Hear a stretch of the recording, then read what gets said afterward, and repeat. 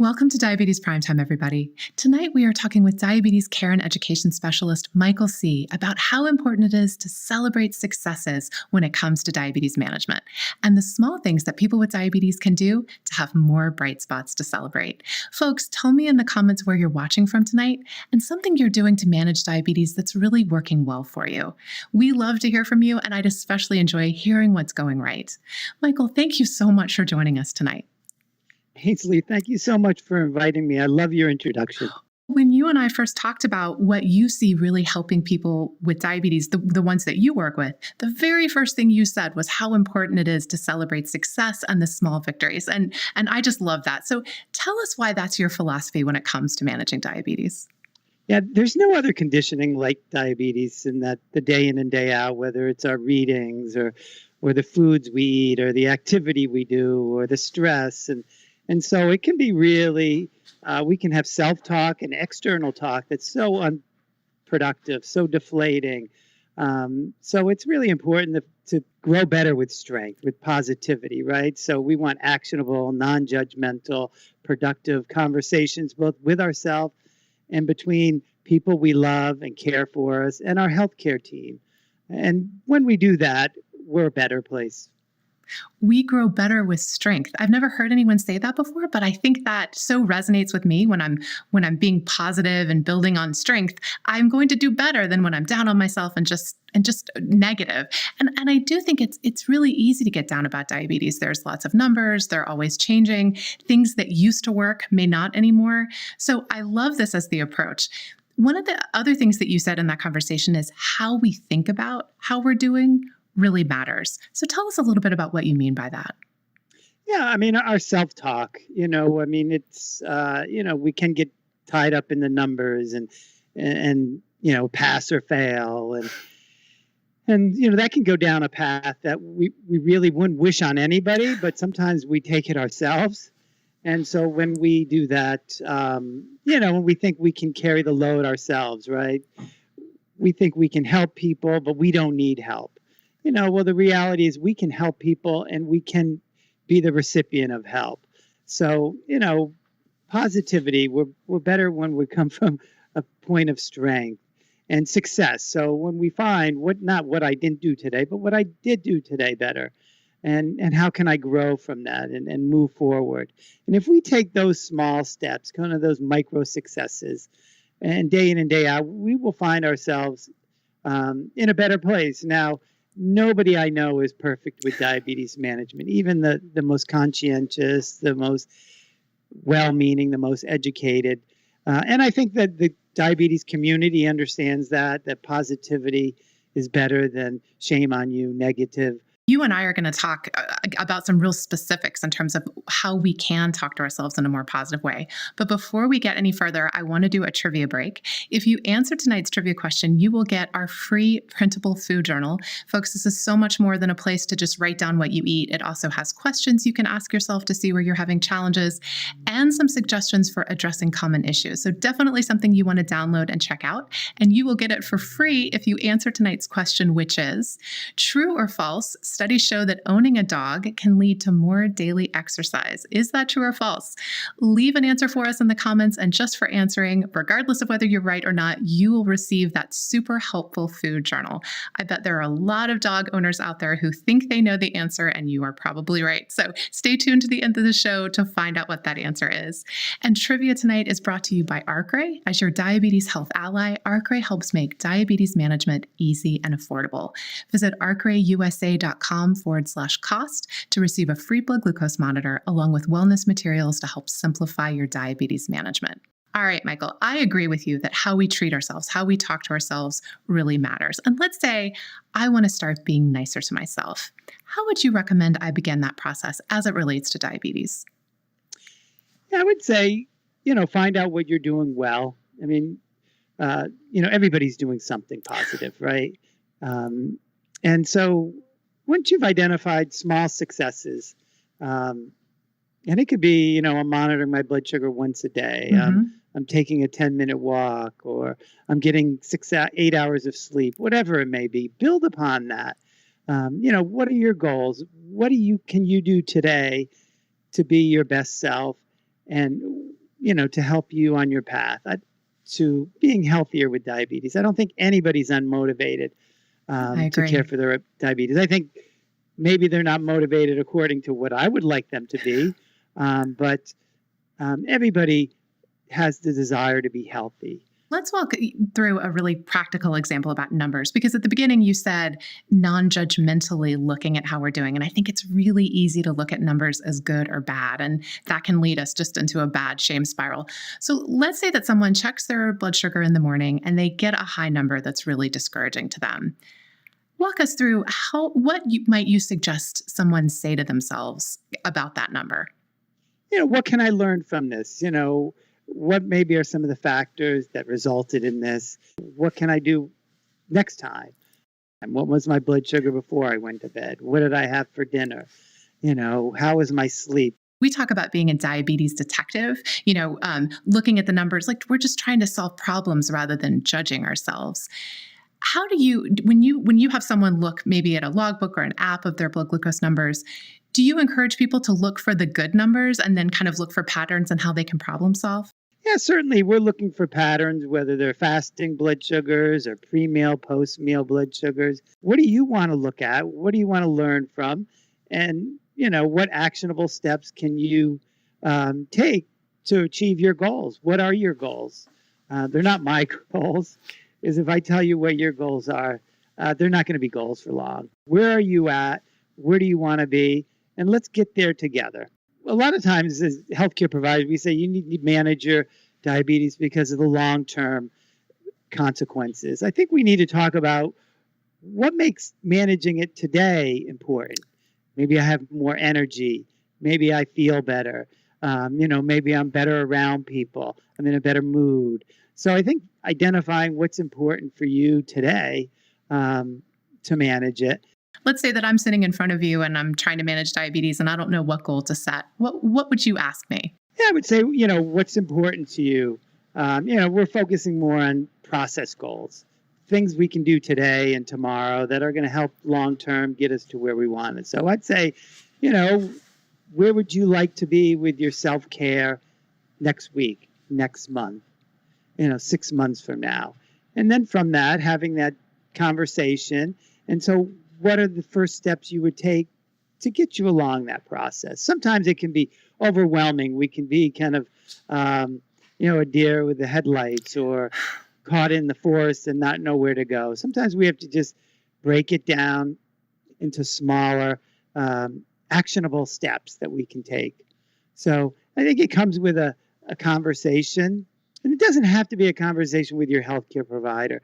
It does need to be a conversation with someone to hold you accountable. So that may be a loved one or a friend or on a social media group, right? Mm-hmm. So we need to be accountable, but having that conversation. So set goals that matter to me is something I hear you saying, and then find some way that I'm going to hold myself accountable, whether that's with a friend or with a healthcare professional, but someplace I'm going to be checking in and kind of thinking about, is this working or is this not? Right. Process goals, small process goals. No goal is too small. I mean, that's where you have that conversation. Am I not challenging myself? Well, you need to be honest with yourself. But if you're finding an area where you're invested, whether I'd like to, improve my diet, or I'd like to be more active, or I'd like to monitor more, or get more sleep, or manage stress, those are things that you're invested in. What path do you want to go down? And let's start that journey. So you're a diabetes care and education specialist, but you're also a clinical exercise physiologist. Our guest tonight has many credentials. Let's say that my goal is getting more exercise. Not that that's always my goal, but how would you help me break kind of a big, vague goal like that into bite-sized chunks and kind of build on it? Once if that is in fact your goal, you'd like to be more active. I'd love to know why. What is it about being more active that, interests you? Is it something you've done in the past that brought you joy? Or are there opportunities in the future that will create, maybe it's family activities or friends, or maybe there's a challenge or something like that. So I'd like to find out why that is in fact your goal.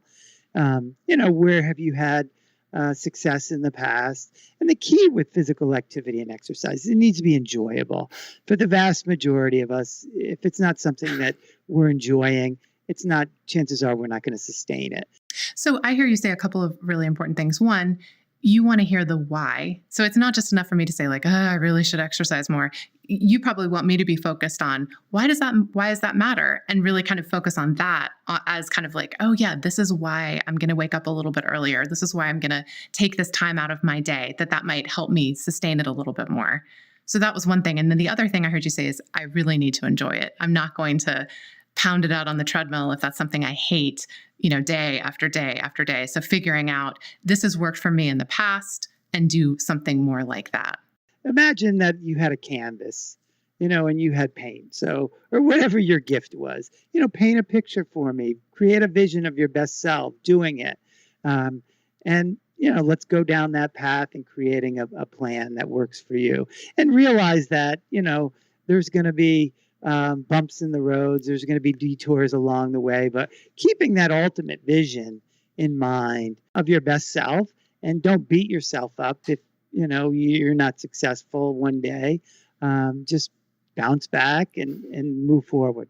All right, for those of you who have just joined us, we're here with diabetes care and education specialist Michael C., talking about celebrating successes in diabetes management. And in case you missed it earlier, we are giving away an awesome downloadable food journal, which you will get for free if you answer tonight's trivia question. That trivia question, again, in case you missed it, is true or false? Studies show that owning a dog can lead to more daily exercise. Is that true or false? Put your answer in the comments and you will get that food journal delivered to your Facebook Messenger inbox. All right, so let's talk a little bit more about exercise. Do you encourage people with diabetes to track their steps? And if so, are there tools or apps you found to be really helpful for that? The more information, the more resources we can gather. Fortunately, we've come a long way in technology, right? In just the last 5 or 10 years. So, yeah, if we can get tools that can measure our activity, whether it's our phone, our Fitbit, our Garmin, or an app, certainly it's great. Keeps you accountable, right? We can celebrate our successes, learn from our setbacks, and move forward. One of the things we keep hearing about in the news is about the dangers of being sedentary. Talk a little bit about how important getting everyday movement is, and not being sedentary for long periods of time. I think sometimes we think we have to run marathons, but really what I'm hearing is, just don't sit on your couch a lot. Is that true for people with diabetes as well? We've looked at exercise or physical activity as medicine, and the more we've learned is that just moderate amounts of physical activity have, particularly for the most sedentary people, have tremendous health benefits. We can be active for health, we could be active for fitness, and we could be active for performance. So where along that continuum are your interests? So you'd like to, lose 10 pounds and run a 5K. Okay, you want to be fit. You want to help manage your diabetes, control your blood pressure, increase your stamina. Well, then that'd be your health, right?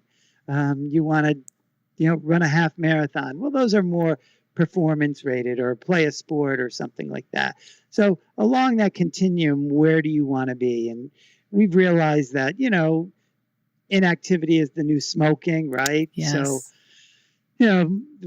we've made great strides in our country in terms of addressing tobacco use. And, we need to take that same approach in the area of physical activity and exercise.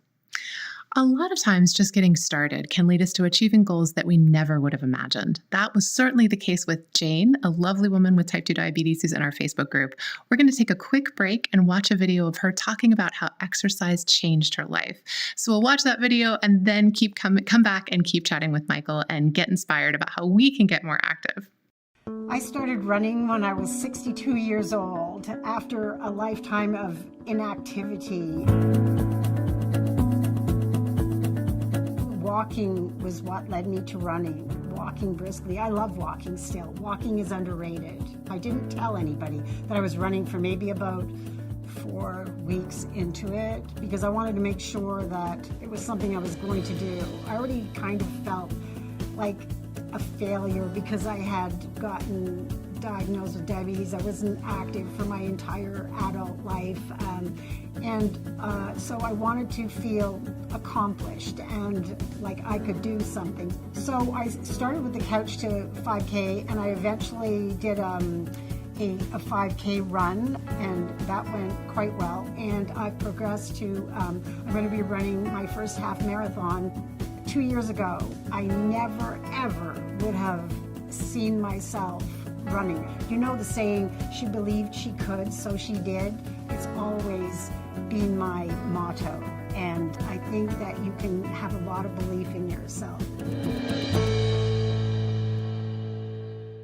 I know for a lot of people, Michael, free exercise videos on YouTube are a lifesaver, especially in the winter when we can't really exercise outside. It's too cold. And here in Atlanta, where I am, the summer is just too hot to be outside a lot of the time. Is there anything that people should be wary of when choosing an exercise video on YouTube? And are there any you really recommend? There are walking videos, within a small confined area that the vast majority people can do, or chair exercises. So, there is a lot of content out there that is really tailored for, the more advanced exercise individual. So you just need to be mindful that it's best to go find a video that you've done it for 10 minutes or 15 minutes or 5 minutes, whatever your goal is, and you've walked away not exhausted or overwhelmed. So the important thing is find something that's tailored for you. Leslie Sansone has some She's my wonderful favorite. walking videos. I'm sure you could find an old Jane Fonda video. Think to yourself, what do you enjoy? Is it focused on music? Is it dance? Is it yoga? Is it weight training? Videos like that are really good for weight training because they often show proper technique that most people on their own are less apt to do successfully. So, you have to do your homework, look around on YouTube, but there's tremendous amounts of content. So I also hear you saying, listen to your body. If you're doing something after 5 minutes and being like, wow, I am just winded, or this just feels like too much, pay attention to that. Don't ignore that voice. If you didn't have fun and enjoy it, then, don't give up. Continue to find somebody that you relate to in terms of the type of activity, the music, and so forth. We've heard a lot of people talk about how important strength training is, especially as we get older. But it can be intimidating to think about going into the gym to lift weights. How do you encourage the people that you work with to get into some resistance training or strength training? In terms of function, in terms of long-term in our life, resistance training is probably going to give us a big rate of return, right? In terms of muscle strength and quality as we get older, posture and so forth. So, that's where some of the YouTube videos and some of the inexpensive bands and hand weights come in. But, proper instruction is really critical. Small steps. It may start with 2 or 3 or 4 exercises. You can do them with water bottles, right? And you can, or resistance bands, or dumbbells or kettlebells, but start with small steps. So you, I think, are speaking really inspiringly about the benefits of exercise. Let's say that there's someone out there who used to be pretty active, would like to be again for a whole host of reasons. Let's say that they want to be able to be active with their grandkids and not be out of breath or be worried about getting injured. How might someone, ease back into an exercise plan, especially without injuring themselves? Are there certain things that you encourage people to kind of keep in mind as they're getting back on track? Starting is always the hardest, right? Starting can be the hardest. So certainly maybe find a family member or a friend that you may notice that, hey, they're physically active or they engage in a regular exercise program, and ask them if you can join in, carve out 10, 15 minutes most days of the week, whatever is appropriate for you, whatever works for you in terms of you're ready to embark on. Certainly if you have a diabetes care team, having that conversation with your diabetes care and education specialist or your provider. Absolutely. All right, Michael, last question. Tell us a success story of someone you've worked with where getting more exercise really made a big difference in their lives. Yeah, the human spirit is amazing, right? the people that you think would never have the success or blossom. And so I was thinking of a client that I had, Justin. He was in his mid-20s. He had type 1 diabetes for over 10 years. And he struggled with it as many teenagers do. And then he started to run. We actually met for a 10K one day. I said, let's meet and we'll run together. Oh, wow. And that started him on the path. It was just remarkable. He would run every road race every weekend. And he really took a proactive approach to managing his diabetes. That was one that came to mind. But there are so many people that, find great joy and benefit in physical activity. So one of the things you said at the beginning of the show was building on strength. And it seems like exercise is one of those things that we can constantly be looking at as, wow, I did this. I'm getting stronger. I'm dedicated to this. This is something that matters to me. And it feels like that in of itself, that can be a bright spot for so many people. That is something that they can feel really proud of themselves about. Exercise is the best medicine. It helps us in so many physical, psychological, emotional ways. And sometimes we don't realize it, what it does for us. But yeah, working from strength, identifying, celebrating your success, whatever you do today, and building on that. I love and it. Sharing it with others, right? We often internalize it. The more you make it public, the more you share it with other people. Strut your stuff. Be proud of who you are and what you've done and succeed and build from that. Oh, I love it. Strut your stuff. What a great way to end the show. Be proud of what you've done, folks. Michael, thank you so much for sharing your wonderful suggestions with us tonight. I'm inspired, and I know our folks at home are as well. Ainsley, thank you for the opportunity. I enjoyed talking with you. And here is the answer to tonight's trivia question. True or false studies show that owning a dog can lead to more daily exercise? The answer is true. And those of you who are dog owners probably already knew that one. We will be back for our next show, Tuesday, September 8th at 8:30 p.m. Eastern Time. We'll be talking with our wonderful diabetes dietitian, Melinda Marinook, about all the different things that can affect blood sugar: food, medicine, exercise, sleep, stress, and more. I hope you'll be